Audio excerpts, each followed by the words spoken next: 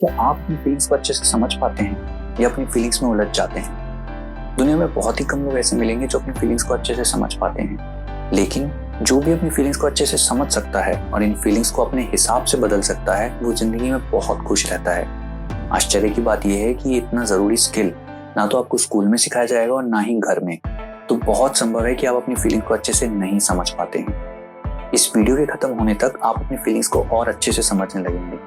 उम्मीद करता हूँ फीलिंग्स के बारे में ये जानकारी आपके लिए बहुत फायदेमंद साबित होगी। फीलिंग्स के बारे में दो बातें खास जरूरी हैं। पहली तो ये कि आप समझें कि आप फील क्या कर रहे हैं, और दूसरा ये आप अपनी अच्छी और बेकार फीलिंग्स में फर्क करना सीखें।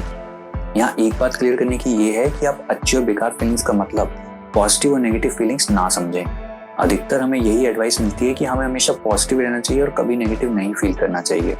और हो सकता है आप भी शायद यही मानते हो कि सिर्फ पॉजिटिव फीलिंग्स अच्छी होती हैं और नेगेटिव फीलिंग्स बेकार होती हैं, लेकिन मैं यहाँ बताना चाहूँगा कि ऐसा ज़रूरी नहीं है। सारी पॉजिटिव फीलिंग्स अच्छी नहीं होती हैं और ना ही सारी नेगेटिव फीलिंग्स बेकार होती हैं। अगर ऐसा होता तो प्रकृति कब का खुद ही हमें नेगेटिव फील कराना खत्म कर चुकी होती। खैर, ये एक ज़रूरी टॉपिक है और इसके बारे में डिटेल में बात आने वाली वीडियोज़ में करेंगे। चलिए अब ये बताइए कि आप कैसे समझते हैं कि आप क्या फील कर रहे हैं। ये समझ पाना बिल्कुल आसान है।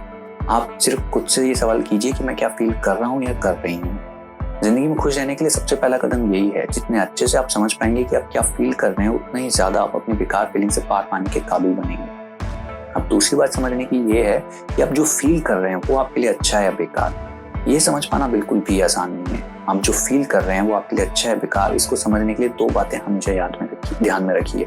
पहली तो ये कि आप अपनी अच्छी और बेकार फीलिंग्स खुद ही बनाते हैं, और दूसरी ये आप अच्छा या बेकार तब फील करते हैं जब आपकी कोई ख्वाहिश पूरी नहीं होती है।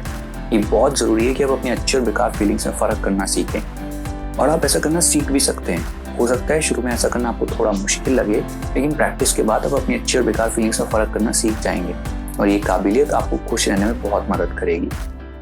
आगे आने वाली वीडियोस में आपको अपनी फीलिंग्स को और अच्छे से समझ पाने के लिए कुछ जरूरी सवालों के जवाब मिलेंगे, जैसे कि आपकी कौन सी फीलिंग्स अच्छी और बेकार होती हैं, खासकर आपकी कौन सी पॉजिटिव और नेगेटिव फीलिंग्स अच्छी और बेकार होती हैं, कैसे आप खुद ही अपनी फीलिंग्स बनाते हैं और इन्हें बदल सकते हैं, किन किन तरीकों से आप अपनी बेकार फीलिंग्स को बहुत ही कम या पूरी तरह खत्म कर सकते हैं, इत्यादि।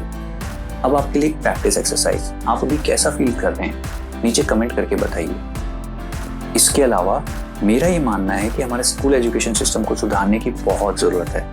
वो कौन सा एक सुधार है जो ज़रूर आना चाहिए, इसका जवाब आपको इस वीडियो में मिलेगा।